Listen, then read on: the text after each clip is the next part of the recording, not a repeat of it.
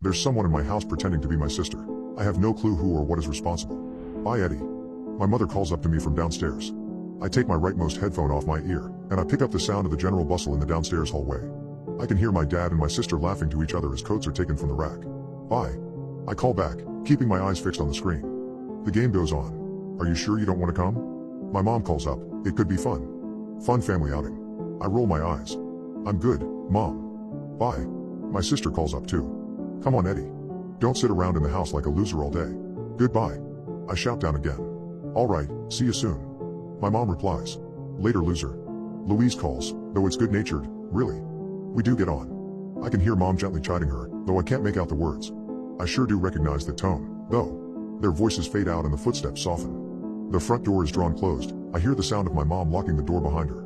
Awesome. Some peace, at last. Don't have to worry about anyone barging in and interrupting. I return my headphone to my ear and reinvest my full attention to the matter at hand. Securing a victory. Gotta keep my current ranking. A second loss in a row and my score will tank. Can't afford that right now. Click, click, click. I tap away at the keys. Explosions rattle in my ears as I navigate the environment. Fully engrossed, muscle tensed as I do my best. At last bringing the round to a close. I clap my hands in victory and lean back, the chair squeaking as I do so. I slide off my headphones and take a moment to revel in the victory, listening to the soft patter of the rain against the window. The day is gray and overcast. Wind sighs gently in the trees on the street outside. I glance at the clock. Damn, it's been almost an hour already. How time flies. I spin around in my chair, drumming my fingers against the desk. I catch a quick reflection of myself in the screen as it loads. Sat at my computer, just like you probably are right now. Or maybe you're on your phone. Same difference. Connected, engaged, and yet, for now, alone. The rain patters. And the game freezes. The loading circle becomes stuck mid-turn. I try to shake the mouse, but that too has become frozen. Fuck's sake, I mutter, tapping the escape key. Nothing. It's as I'm going for Control plus Alt plus Delete that I hear a noise from downstairs. Sounded like a cupboard door being shut. Instantly I find myself suppressing a wave of panic. It's fascinating, really, how quickly one's level of alertness can change. All my senses are primed and I become hyper-aware of the sound of my breathing, of the beating of my heart. Maybe it was imagination? Maybe the sound was something else? Did it come from outside? But as I listen, it comes again. Another cupboard, and then, what sounds like the fridge. It's okay, don't panic. Don't panic. Serial killers don't go looking through cupboards and fridges. Do they? I creep to my door and slowly, gently, steadily ease it open, slipping out into the corridor and tiptoeing to the banisters of the stairs, listening out for some more clues. I hold my breath, and then, as I hear water start flowing into the sink, I allow myself to relax a little. Killers don't wash their hands before a murder. What would be the point? I'm summoning the courage to call down when I hear a voice call up first. All my tensions are relaxed at once, as the voice is my sister's. Hi Eddie. I've got some food for you down here. I call back. Oh great. Did you stop at the cookie place on your way back? Please tell me you got the caramel ones. There is a pause. Come down and see. She replies, as I hear stuff being moved about on the counter. Alright, give me a second. I shout down, heading back into my room to force restart my computer. I take another look at the clock. I think to myself. They haven't been out very long. I wonder why they came back? Maybe the rain? I press and hold down the power button then return through my door to the top of the stairs. How come you guys are back so early? I call out. There is no response. The door to my parents' room is open. I glance through it to see the rain wash gently down the window at the room's far side.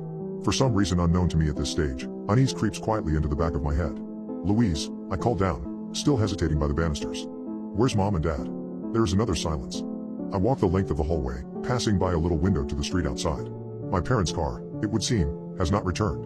I continue on until I am stood at the top of the stairs, looking down them, and into the hall below. The lights are all still switched off, and an unsettling aura seeps up the steps from the shadows beneath. Come on down, Eddie, comes my sister's voice from somewhere unseen. The kitchen, I think. Come see what I have for you. I cannot hear the sound of cupboards, now. There is no rustling. No movement of any objects or bags or jingling of keys. My sister finishes speaking, and then there is silence. Silence, and the gentle patter of the rain. My hands, I realize, are sweating. What the hell is this? I think to myself.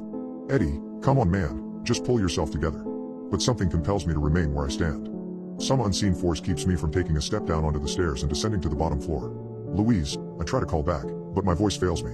It does not project the way I intended. I clear my throat, though my mouth has dried. The sensation is an uncomfortable one. Eddie, comes the reply. Eddie, come downstairs. When did you get back? I manage to call down. Where's the car? Silence. Louise? I call down again, unsure of what else to say. And then, a moment later, from around the corner, my sister walks slowly and deliberately into view. She stops at the bottom of the stairs, still shrouded in shadow, and she looks up to me. We hold each other's gaze for a moment, her at the base of the steps, and I at the top. She does not speak, and her expression shifts to a wide grin. Her teeth appear very white in the darkness. She makes a quick motion with one of her hands. Follow, is the implication, and then she turns, and walks slowly back to the kitchen, out of sight. It is not until I cannot see her that her voice comes again. Come on, Eddie. Come and see what I have to show you. The hairs on the back of my neck all raise in cold alarm. I do not follow. With my jaw clenched and blood frozen in my veins, I make a hasty retreat to my room where I close the door shut, perhaps just a little too quickly. The thud of the door going into its frame reverberates around the walls. Less than 1 second later, in that exact same instant, I hear the unmistakable sound of something barreling up the stairs, knocking carelessly into the banisters with rapid, ascending creaks and clamoring. I cry out loud in terror, and with a surge of adrenaline I grab hold of my chest of drawers. I haul it across the floor into place, blocking the door. My potted plant falls and lands with a dull thump by my feet, soil spilling out across the carpet.